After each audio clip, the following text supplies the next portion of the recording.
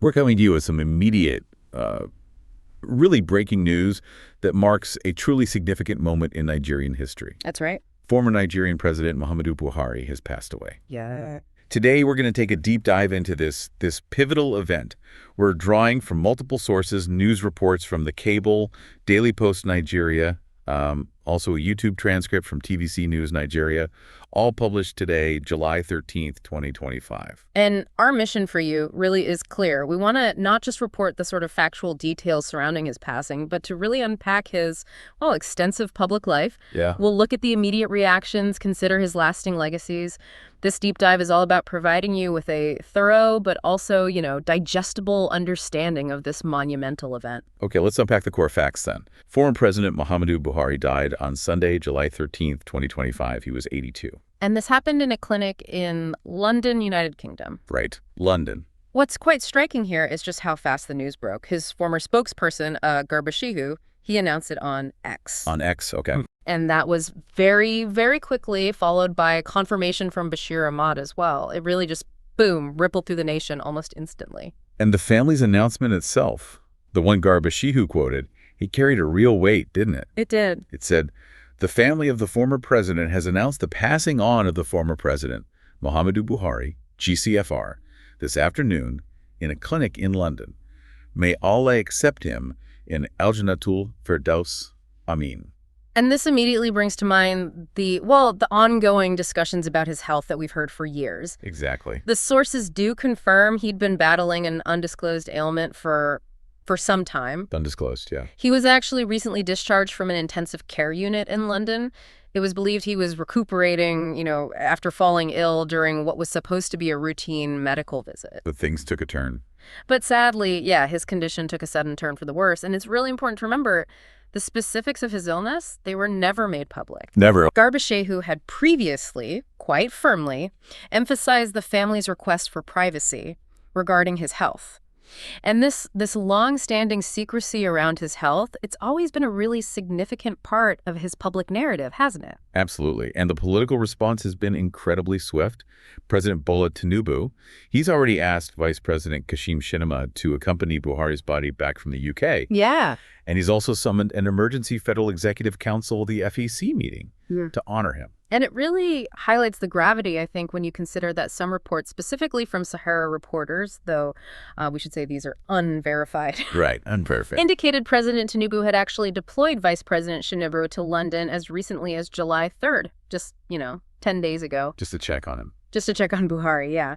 And there were also reports of President Tinubu speaking with him on the phone. It just underscores the level of concern and perhaps the relationship between the current and former presidents.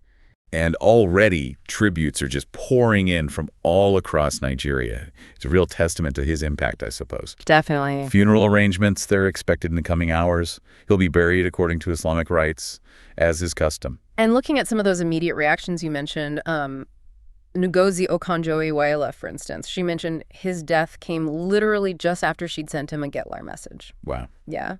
And other prominent figures, people like Fani Kayode, Omokri, Shehu Sani, they've all reacted very swiftly, too. So we should expect national mourning. Oh, absolutely. We should certainly anticipate a period of national mourning. Flags likely flying at half-mast, probably starting tomorrow. It's clear this loss is being felt really deeply across all levels of Nigerian society. Okay, so moving beyond the immediate news. Yeah. This really marks the close of a truly extensive and, sometimes tumultuous political career, wouldn't you say? Oh, without a doubt. Muhammadu Buhari, retired Major General, first served as military head of state way back, 83 to 85, before making that really quite remarkable return as an elected president in 2015. That journey back to the presidency was, it was extraordinary. A real testament to sheer persistence, I think. Definitely. He actually contested for the democratically elected presidency 3 times before he finally won in 2015. 3 times, right. And that win was particularly significant because it was achieved with, the crucial support of President Bola Tinubu. That came through the strategic merger, you remember, of the Action Congress of Nigeria and other opposition parties. Forming the APC. Exactly, forming the All Progressives Congress, the APC. That alliance really reshaped Nigeria's political landscape at the time. And his 2-term civilian presidency then, 2015 to 2023. It felt largely defined by that sweeping anti-corruption agenda. That was central, yes. Along with ambitious economic reform programs and, of course, those sustained efforts to address insecurity across the country. Big challenges. Huge challenges. However, a really defining aspect of his tenure, as we've sort of touched on already, was his persistent health issues. Yeah, impossible to ignore. He battled severe undisclosed health conditions, and this often kept him out of the country for really extended periods. Long periods. And this, understandably, led to significant public discourse and critics really piling pressure on him to resign during his time in office. It presented this unique challenge, didn't it? Leading a nation of over 200 million people while battling a very private, very undisclosed health struggle. And here's where it gets, well, really fascinating and maybe a bit bizarre. During those 2017 health struggles, there was that viral conspiracy theory. You must remember this. Particularly big on social media. Oh, the Jibril theory. Exactly. Claiming he had actually died and been replaced by a lookalike from Sudan named Jibril. It gained incredible traction. What did that tell us about the public mood back then? It's just an incredible example, isn't it, of how quickly misinformation can spread, especially when there's that vacuum of official information about a leader's health. Create space for it. Precisely. The Jibril theory, as outlandish as it sounds now, it truly underscored the profound public anxiety and, frankly, the lack of trust that had built up around the secrecy of his frequent medical trips. To the UK. Mostly to the UK, yes. While he was in office, over his 2 terms, he took at least 13 known medical trips. 13? Yeah. Some were short, like February 2016, a 6-day medical vacation, or June 2016 for that persistent ear infection that even canceled an official visit to Lagos. I remember that. But then there were the much longer, much more impactful absences. Yeah. 2017, he spent several months receiving treatment. Early 2018, that extended, 50 or 51-day trip. Where he said that quote. Exactly. Yeah. Where he famously stated, "I've never been so sick in my life." Yeah. And his longest was, I think, a staggering 104 days. That was May to August 2018, with very limited official updates coming out. Fueling speculation. Absolutely. This consistent pattern, the trips themselves and the secrecy around them, it just inevitably fueled intense speculation and, as you said, even these wild conspiracy theories. It raised serious questions about leadership transparency and the impact, really, of a leader's personal well-being on national governance. It's quite a list. There were more trips too, right? August 2018, April, May 2019. Yes, another 16-day leave in August 18, a 10-day private trip in April 19, another 15 days in November 19. Then, after the pandemic lockdown, he resumed trips in March 2021. Right, post-COVID. June to August 2021, another extended UK trip while attending an education summit. Then 2 more checkups in March and October 2022. And the last one was relatively recent. His last known one, yes, was in May 2025, just a couple of months ago. It was framed as a routine checkup in London around the time of the ECOWAS 50th anniversary. He even sent a letter to the delegation in Lagos through President Tinubu then. So what does all this mean for his life after the presidency? He had retired, seemed to be living a very quiet life, moved back to Kaduna State. His last known public appearance, wasn't it, with Akinwunmi Adesina? I believe so, yes. It's such a striking contrast, isn't it, to the very public, very demanding life he led for decades. It really is. And that quiet retirement, it sort of underscores a key aspect of his public persona, which was that perception of his integrity. Ah, yes. The Magaskia. Exactly. He was widely known for it. That image was absolutely critical in selling him as a candidate back in 2015. He deeply resonated with Nigerians who were just tired, tired of corruption, misadministration, governance issues. And he was positioned as this strong, incorruptible alternative. Precisely. And looking back at his civilian presidency, achievements, policies, infrastructure comes up a lot. It does. He's remembered for significant road projects across the country, and most notably, perhaps, the construction of the second Niger Bridge in the southeast. A huge project, something talked about for decades, finally delivered. Yeah. And in the oil industry, too, his administration enacted the Petroleum Industry Act, the PIA. That was a really landmark piece of legislation. What did it do again, primarily? It effectively ended the fuel subsidy payments, which had become, as one source vividly put it, like an organized crime, just draining national resources. And that's a policy Tinubu's administration has kept. Yes, President Tinubu's administration has actually sustained that and built upon it. Yeah. So a point of continuity there. Okay. What about the health sector? Sources mention improvements in tertiary hospitals, also in primary healthcare centers.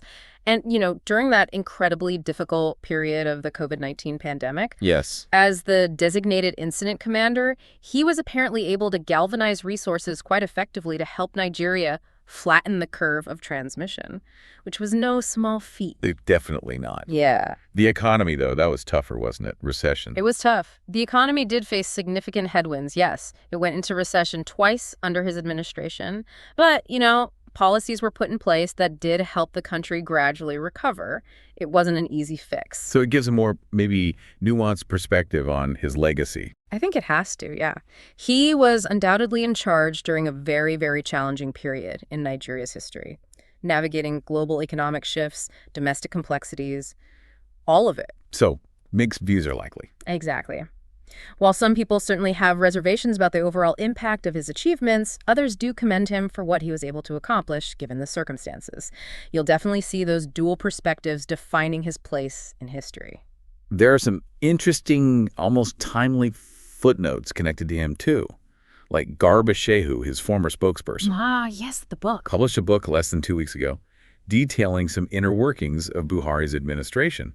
And perhaps unsurprisingly, it generated a lot of reaction. I imagine it did. Timing is everything sometimes. And it's also worth recalling one of his incredibly memorable and frankly quite stark quotes. He once said, "A lot of people hoped I died during my ill health." Wow. That quote really just encapsulates the immense pressure, doesn't it?